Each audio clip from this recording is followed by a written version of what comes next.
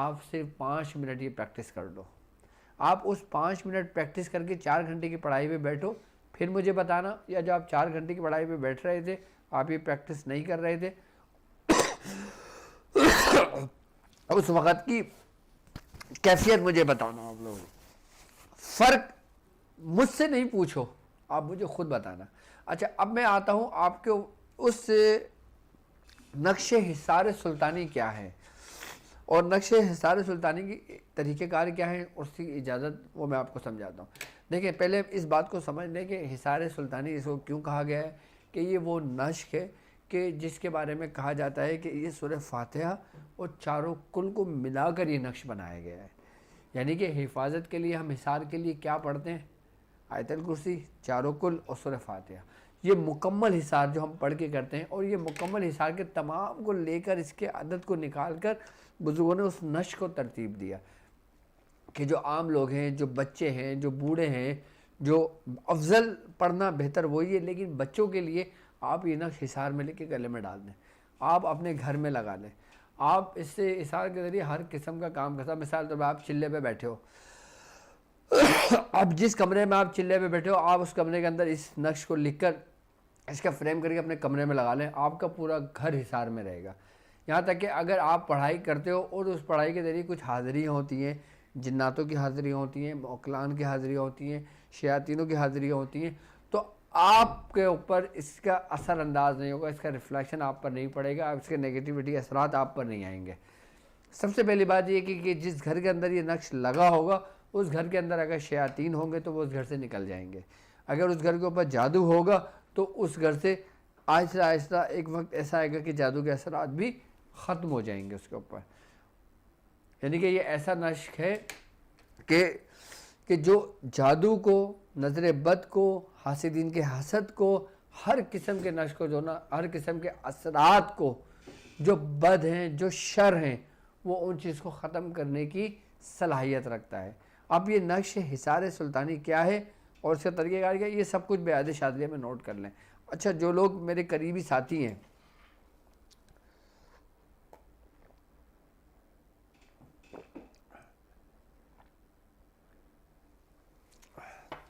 آپ لوگوں کی دعا سے اب طبیعت میری ماشاءاللہ بہتر ہے اور بہت اچھی ہے. تو اب جو نقش سلطانی, اچھا جو میرے تمام لوگ ہیں نا, وہ میری جو یہ عملیات لکھ رہے ہیں نا, وہ ان باتوں کو بھی تھوڑا تھوڑا سا نا اس میں تحریر کریں. کہ اب تو آپ نے صرف عمل لکھا, طریقہ کار لکھ لیا, آپ سمجھتے ہو کافی, لیکن اس عمل کے متعلق جو کچھ میں گفتگو کرتا ہوں نا, آپ اس کو بھی تحریر کیا کرو, تاکہ وہ چیز ایک مکمل کتاب کی صورت بن جائے, اور پھر وہ آپ کو یاد رہے کہ کس عمل میں ڈاکٹر صاحب نے کیا کیا باتیں ہمیں بتائی ہیں, اس کی اہمیت کیا کیا ہمیں بتایا ہے. ٹھیک ہے, آج میں حصار سلطانی کا نقش آپ کو تعلیم کرتا ہوں. ٹھیک ہے, اب یہ دیکھیں نقش حصار سلطانی کیا ہے.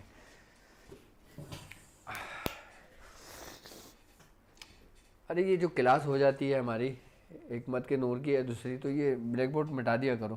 یہ کلاس ہو گئی ہماری یا نہیں ہوئی, جو تم نے بنوایا تھا, میں نے بنایا تھا, یہ بھی کلاس نہیں ہوئی نا حکمت کے نور کی ہماری, اور وہ طبیعت کے ہمارے شاید کلاس نہیں ہوئی تھی. ٹھیک ہے, تو پھر ایک کام کرو, موبائل لے کے نا اس تصویر لے لو اس کی, تاکہ حکمت کے نور کے جو اسٹوڈنٹس ہیں نا, ان کے لیے میں نے اسٹرکچر بنایا تھا ان کو سمجھانے کے لیے, تاکہ میں اس کو دوبارہ بنا لو گے تم نا, اس کو قریب کر کے فوکس بنا لو, تصویر کھینچ لو.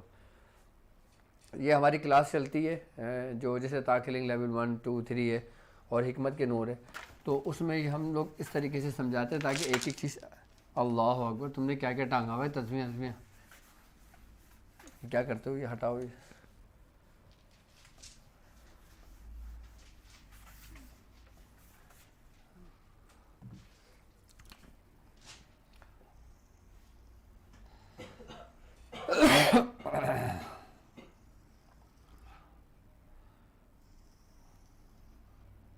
اچھا, نقش حصار سلطانی کی جو بیس ہے, جو چال ہے, وہ 34 کے نقش کی چال ہے. ٹھیک ہے, یعنی کہ 16 خانے والوں کی چال ہے. صحیح ہے. اچھا, اس کے اندر یہ چاروں 5 صورتیں بھی آ گئیں, اور اس میں چاروں ملائکہ, چاروں فرشتوں کے نام کے عدد بھی آ گئے, 118 43. یہ نقش میں نے خود پرسنلی بہت لکھا ہے. اس کی پہلے میں نے زکوٰۃ ادا کی. اس نقش پہ میں نے اتنی ریاضت کی کہ یہاں تک کہ میں خود یہ نقش لکھتا تھا اور میاں حضور کے اپنے دواخانے پر جو ہمارا کلینک تھا میں وہاں پہ رکھا کرتا تھا اور میاں حضور یہ مریضوں کو دیا کرتے تھے حصار کے لیے اور مختلف کام. اچھا یہ بیماریوں کے علاج کے لیے بھی بہت زبردست ہے یہ. اچھا یہ چال یہ اس کی 11843. میں پہلے نقش لکھ لوں. 45 46 47 48 49 50 51 52 53 54 55. اب دیکھیں یہ نقش مجھے زبانی اس لیے یاد ہے کہ میں نے اس کو بہت لکھا ہے. 56 57 58. یہ نقش لیکن چال سے لکھا جائے گا, ترتیب سے لکھا جائے گا. جو 34 کے نقش کی آتشی چال ہے نا اس سے ہی لکھا جائے گا. ٹھیک ہے. 245 113 319 اور 383. اب اس نقش کے بارے میں تھوڑا سا سمجھ لیں کہ اس کی جو چال ہے نا یہ ہے 11843 یعنی کہ 11843 یعنی 11843. یہ اس سے شروع ہوتا ہے یہ نقش, اس سے شروع ہو رہا ہے یہ نقش. ٹھیک ہے. یعنی کہ یہ پہلا خانہ ہے 40 کی. یہ 1 2 3 4 5 6 7 8 9 10 11 12 13 14 15 اور 16 یعنی کہ 16 خانے. 4 4 8 8 اور 16 یہ 16 خانے ہیں یہ. ٹھیک ہے. ترتیب اس کی یہی ہے کہ آپ نے ایک سے لکھے پوری ترتیب سے اس کو خانے کو پورا لکھیں گے. اور پھر 245 113 113 319 319 اور 383. ٹھیک ہے. اب اس نقش کی زکوٰۃ کا جو طریقہ ہے یہ 11 نقش روزانہ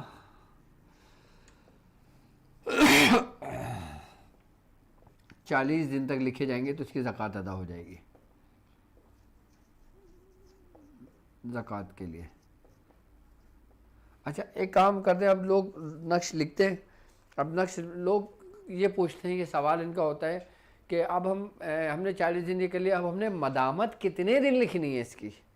اچھا مدامت کا ایک رول ہوتا ہے, ایک اصول ہوتا ہے, ایک طریقہ کار سمجھ لیں. ظاہر سی بات ہے ایک بندہ 4 نقش لکھ رہا ہے, 5 نقش لکھ رہا ہے, اب اس کی مدامت اس کو بھاری پڑ رہی ہے.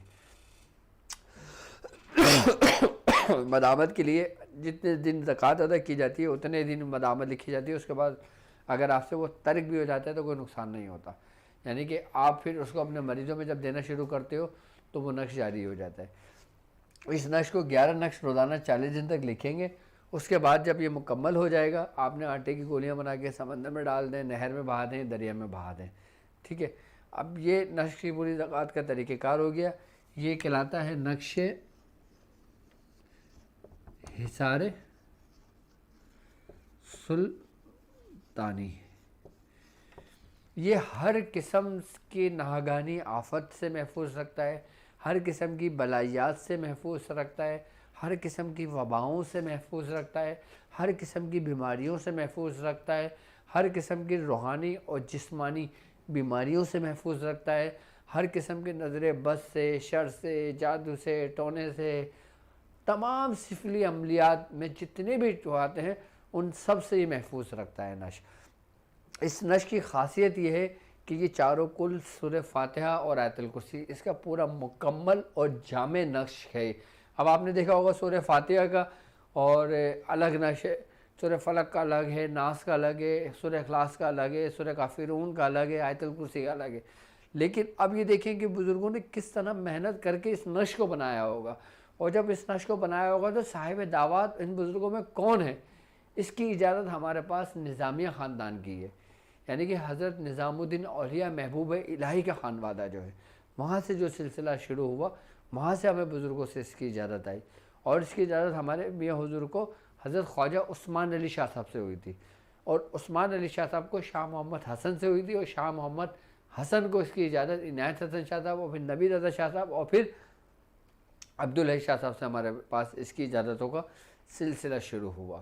اچھا، اس کی اجازت میاں حضور فرماتے ہیں کہ ان کے ایک استاد تھے، استاد یاسین، ان سے بھی ان کو میاں حضور کو اسی نشر کی اجازت تھی باقاعدہ طور پر۔ اچھا، میاں یاسین صاحب جو تھے نا، میاں حضور فرماتے ہیں ایک تھے حکیم یاسین دہلوی، ان سے ہمارے جو پیر و مرشد تھے انہوں نے حکمت کا علم سیکھا، ان سے انہوں نے طب سیکھی، ان کی خدمت کری، ان سے حکمت سیکھا، طب سیکھا۔ میاں حضور فرماتے ہیں ان سے بھی ہمیں اس کی اجازت تھی اس نشر کی۔ ایک یاسین استاد تھے، وہ دوسرے استاد تھے، وہ میاں حضور کے ابتدائی وقت میں تھے، کہ جب میاں حضور کا سلسلہ ابتدا وقت میں شروع ہوا تھا، جب وہ سیتارام اور پھر ان سے استاد یاسین سے سلسلہ شروع ہوا تھا، اس کے بعد پھر میاں حضور پیر و مرشد سے ملے، پھر روحانیت کا سفر شروع ہوا۔ یہ ایک پوری ایک لمبی داستان ہے۔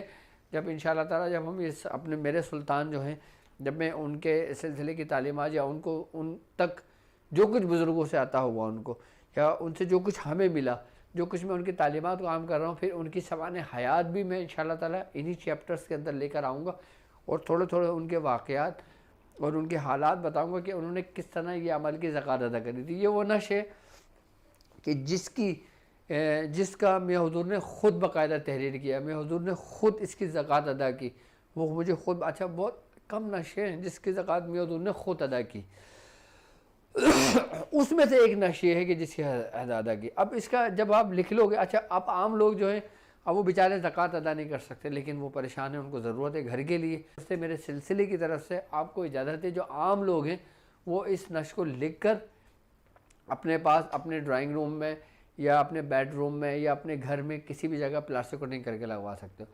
اچھا، اس نشر کی تاثیر بڑھ جاتی ہے اس وقت کہ جب آپ اس کو کسی پتری کے اوپر لکھوا لیتے ہو، کسی دھات کے اوپر لکھوا لیتے ہو، آئی بس سمجھ میں، اس کی تاثیر بڑھ جاتی ہے۔ اچھا، اس کی تاثیر زعفران سے جب لکھتے ہو تو اس سے بھی اس کی تاثیر بڑھ جاتی ہے، یعنی کہ زعفران کے نقش سے اگر زعفران کے پانی سے اگر ہم یہ تعویذ لکھتے ہیں تو اس کی تاثیر اور مزید بڑھ جاتی ہے، یعنی کہ دگنی ہو جاتی ہے۔ ایک ہوتا ہے کہ ہم پوائنٹر سے لکھتے ہیں، بال پین سے لکھتے ہیں، پینسل سے لکھتے ہیں، مارکر سے لکھتے ہیں، یا کسی بھی چیز سے لکھتے ہیں، اور ایک ہوتا ہے کہ آپ نباتات یعنی کہ جو جڑی بوٹیاں ہوتی ہیں اس کا عرق کشید کر کے لکھتے ہیں۔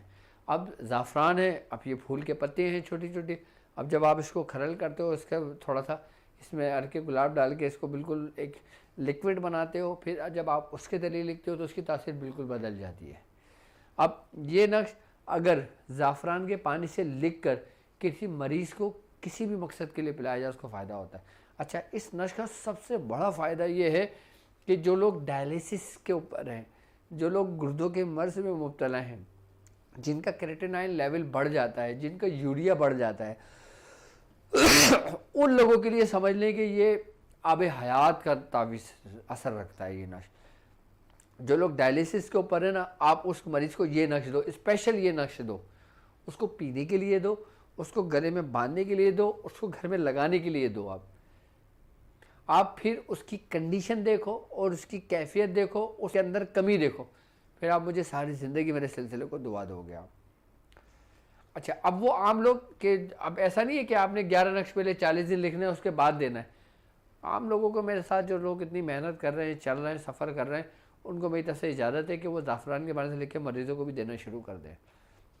اب بعض لوگوں کو شکایت ہوتی ہے کہ ہم کسی کا اتارا کر دیتے، اتارا کرنے کے بعد پھر کچھ دن طبیعت صحیح رہتی ہے، دوبارہ ہو جاتی ہے۔ یہ نقش گلے میں ڈال دو مریض کے، جس کا اتارا کرو اس کے گھر میں لگوا دو، یہ نقش دیکھو ذرا، دوبارہ کبھی بھی نہیں ہوگا۔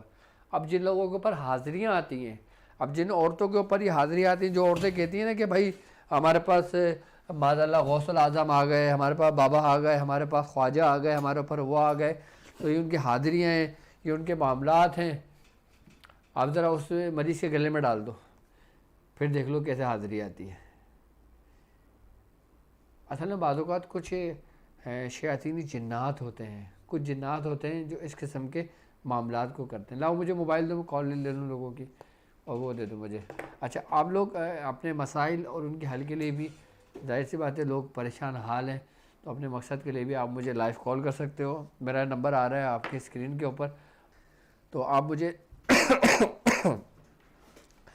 اچھا آپ ویب سائٹ کے ذریعے, جو لوگ باہر ملک میں رہتے ہیں وہ www.drabdulwajidchadri.com پر آپ میرا اپوائنٹمنٹ بک کر سکتے ہیں. اب جو لوگ میرا اپوائنٹمنٹ بک کرتے ہیں ان سے میں تفصیلی ان کو میں وقت دیتا ہوں, اور ان کے جو مسائل ہوتے ہیں کوشش کرتا ہوں کہ ان کے مسائل ان کے حل ہوں. تو آپ ویب سائٹ پر اپنے اپوائنٹمنٹ بھی لے سکتے ہو.